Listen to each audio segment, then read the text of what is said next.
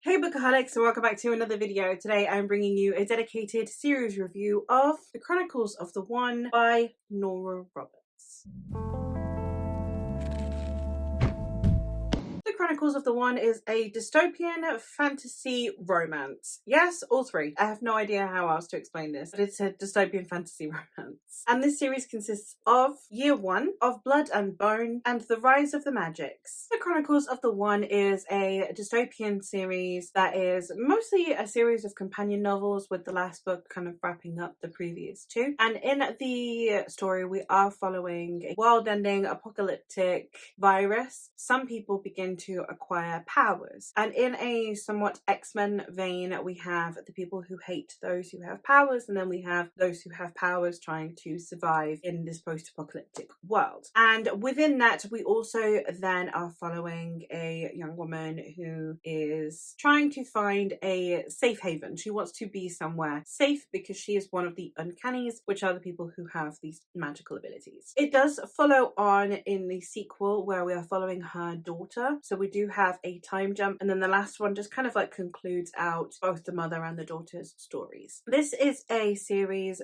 where the first one is very romantically focused. The sequel, not so much. As I said, we are following her daughter, who at the time of the beginning of the book is still rather young. And then we do get further romantic elements come into play later on again in the series. The heavy emphasis on romance, especially in the first one, is incredibly prevalent. So if you are not normally a romance reader, I don't think that this series would be for you. If you do, however, like romance and you are looking for a fantasy series that has X-Men vibes, if you like X-Men, you like the exploration of the different powers, you like people that are trying to help people who would otherwise oppress them, I think that that is also another thing that is discussed quite extensively in this series. Despite everything, I actually do really like Nora Roberts' themes in her books. I know she doesn't seem like the kind of author that you would pick up for themes, but her In-Death series has some really interesting discussions and themes, and I found the same with this one. It does discuss morality and ethics. It also discusses fear in a way that's really interesting, because obviously you have the uncannies who are afraid that people are going to hurt them, and then you have the people who do not have powers who are afraid of the people who have powers because they have powers. It's kind of like someone walking around with no weapons in a world where everyone has guns. I can understand why people are afraid, and the uncannies understand that too, but at the same time they can't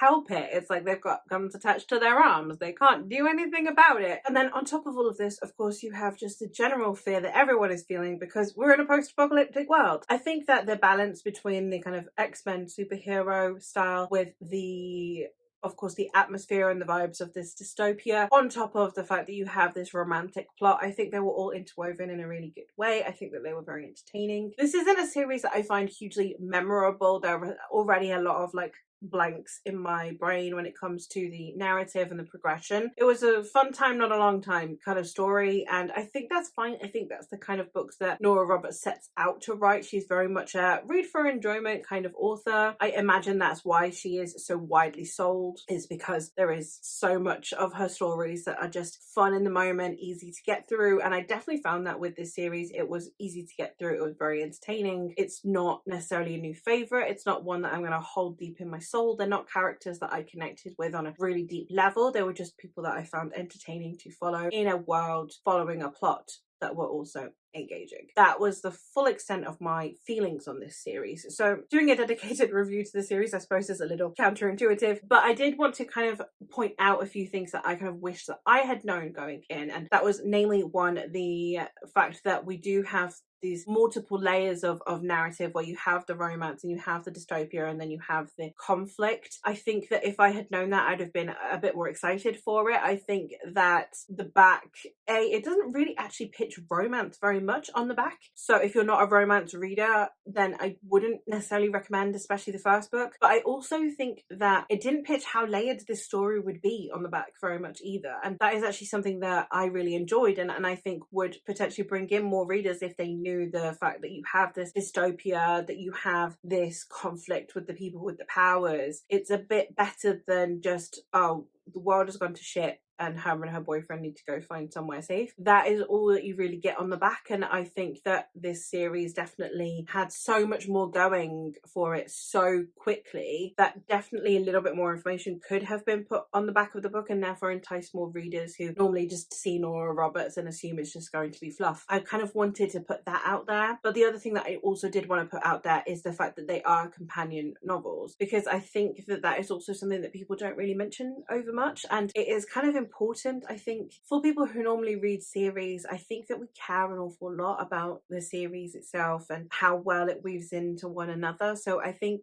letting people know that these are companion novels, that the sequel does follow her daughter, which obviously in the opening of book one, she's not even pregnant. It's a long way off, and therefore, you know, you're not really following the same characters. We're in a slightly different space. We're understanding a very different character who has a very different approach, because obviously she's been born into this apocalypse as opposed to the character who saw the apocalypse happen. So you have a different perspective on the world as well, and all of these things I think are actually really important to mention and for you to know that going in, especially if, as I said, you are a series reader. But that is it for this review. It's a short one, but hopefully no less enjoyable for it. And let me know if this is a series that you have ever considered picking up, because it's quite a far cry from my usual taste as well, but I still had a really good time with it. But that is all from me for today, so thank you ever so much for watching, and I will hopefully catch you in another one soon.